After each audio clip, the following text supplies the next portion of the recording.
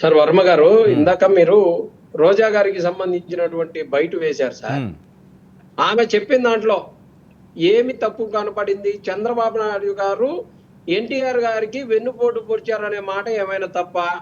ఎన్టీఆర్ గారి మీద చెప్పులేసింది ఏమైనా జరగనటువంటి 100% తప్పే చిన్నపరెడ్డి గారు, 100% తప్పే. ఓకే ఓకే ఓకే ఒక నిమిషం అండి, ఒక నిమిషం విజయ్ మీరు మాట్లాడుతున్నప్పుడు ఆయన అసలు ఇంటరప్ట్ చేయలేదు. మీ ముగ్గురికి ఆయన సమాధానం చెప్పాలి, ఆయన మాట్లాడినవ్వండి, మీకు నేను అవకాశం ఇస్తాను. వర్మ గారు, నేను ఇట్లా వేగ్ ఆరోపణలు చేయలేదు, తప్పుడు మాటలు సపోర్ట్ చేసి చాలా హుందాగా ఓకే మీకు ఇస్తాను, మీరు రాసుకోండి. మీరు ఓకే మీ నోట్ చేసుకోండి, దానివల్ల ఉపయోగం లేదు కదా ఆర్గ్యుమెంట్ వల్ల. సార్ ఎన్టీఆర్ గారి మీద చెప్పులేసింది వాస్తవా కాదా ఈ ప్రపంచం మొత్తానికి తెలుసండి. ఎన్టీఆర్ గారికి వెన్నుపోటు పొడిచారనే మాట ఈ ప్రపంచం మొత్తానికి తెలుసు. దాంట్లో ఏ ప్రత్యేకంగా మాట్లాడాల్సిందేం లేదు. క్యాజువల్ గా ఇప్పుడు మనం ఎలా అయితే మాట్లాడుతున్నామో ఆ రోజు రోజా గారు కూడా అలానే మాట్లాడినటువంటి అంశం.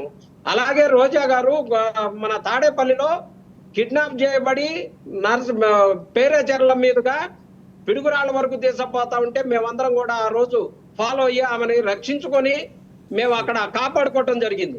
అది నిజంగా జరిగినటువంటి వాస్తవాన్ని మాట్లాడితే కూడా వాస్తవాన్ని అంగీకరించలేదు. చిన్నపరెడ్డి గారు ఎవరు కిడ్నాప్ చేశారు, ఎందుకు కిడ్నాప్ చేశారు?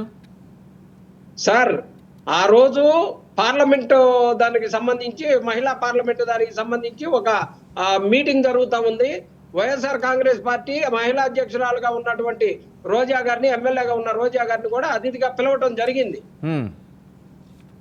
ఆ జరిగినటువంటి ఆ కార్యక్రమంలో రోజా గారు మాట్లాడేటటువంటి సందర్భంలో మరి ఎవరు దుండగులు ఎవరు కిడ్నాప్ చేశారో ఏం జరిగిందో తెలియదు. మొత్తానికి పోలీసులు ప్లస్ కొంతమంది దుండగులు అందరూ తీసుకొని వెళ్తా ఉంటే మేమందరం కూడా ఫాలో అయ్యి ఆమెని గుంటూరు నుంచి ఫాలో అయితే కానీ పిడుగురాళ్ళ దగ్గర క్యాచ్ చేసి ఆమెను కాపాడుకోవడం జరిగింది. సార్ దుండగులను శిక్షించలా మీ ప్రభుత్వంలో? అదే ఓకే నేను మాట్లాడతాను. చిన్నపరెడ్డి గారు ఎవరు వాళ్ళు, ఏ పార్టీకి సంబంధించిన వాళ్ళు, ఎవరు నాయకులు దొరికారా, వాళ్ళ మీద కేసులు పెట్టారా? 2014 నుంచి 2019 తెలుగుదేశం ప్రభుత్వం అధికారంలో ఉన్నప్పుడు జరిగినటువంటి అంశం. సరే మేము చేయలేకపోయామండి, ఇప్పుడు మీరే అధికారంలో ఉన్నారు కదా, వాస్తవాలు ఎందుకు విచారించి మీరే దాన్ని శిక్షించండి. కేసు పెట్టారా? రోజాను పంపే కాడికి పంపుతాం సార్, ఇబ్బంది ఏం లేదు మీకు. సార్ ఈ రోజు భారతదేశంలో ఎక్కడా జరగనటువంటి ఆడుదాం ఆంధ్ర అనేటటువంటి కార్యక్రమాన్ని తీసుకుంటే నాగేంద్ర గారు ఆగండి సార్, మీరు మాట్లాడినంతసేపు మౌనంగా విన్నాం కదా. మేము రాసుకుంటున్నాం సార్, మేమేం అనలా. రాసుకోండి మొత్తం రాసుకోండి, రెడ్బుక్ ఆయన రాసుకుంటాడు, మీరేమో ఇక్కడ రాసుకోండి, ఇబ్బంది లేదు సార్. సార్ రోజా గారు క్రీడా శాఖ మంత్రిగా ఉండి ఆమె దానికి సంబంధించినటువంటి ఆడదాం ఆంధ్ర అనేటటువంటి కార్యక్రమాన్ని చేస్తే దాంట్లో ఏదో 100 కోట్లు తిన్నారని, ఒకరికి ఇచ్చేటటువంటి వాళ్ళ వర్కులన్నీ వేరే వాళ్ళకి పప్పు పిల్లల్లాగా పంపించారని చెప్పేసి పంచుతా ఉన్నారని అన్నారు.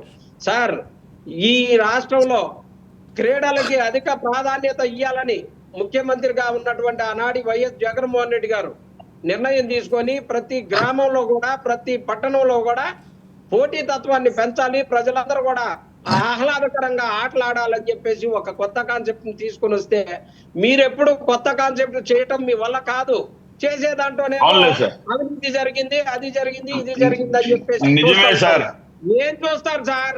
ఋషికొండలో భారతదేశంలో నెంబర్ 1 గా 500 కోట్ల రూపాయలు పెట్టి ప్రభుత్వ బిల్డింగ్ కడితే జగన్మోహన్ రెడ్డి బిల్డింగ్ కట్టారని ఎవరి కోసం కట్టాడు?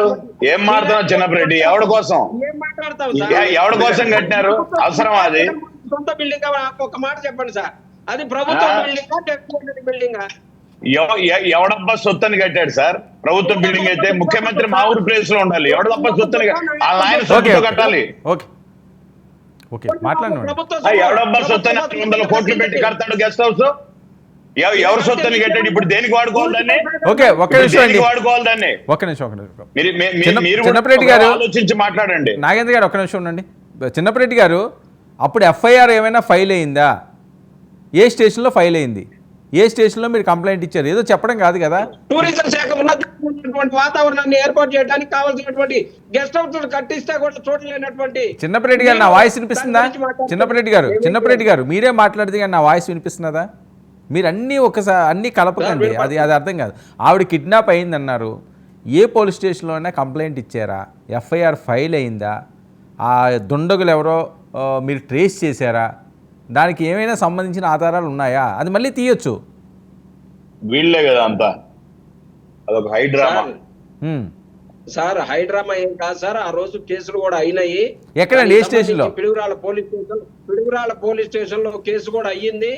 దానికి సంబంధించినటువంటి అన్ని వివరాలు కావాలంటే మీకు ఇంకో రోజు తీసుకొస్తాం. ఓకే ఓకే ఓకే, అదే ఫైల్ అయింది, ఎఫ్ఐఆర్ అయితే ఫైల్ అయింది.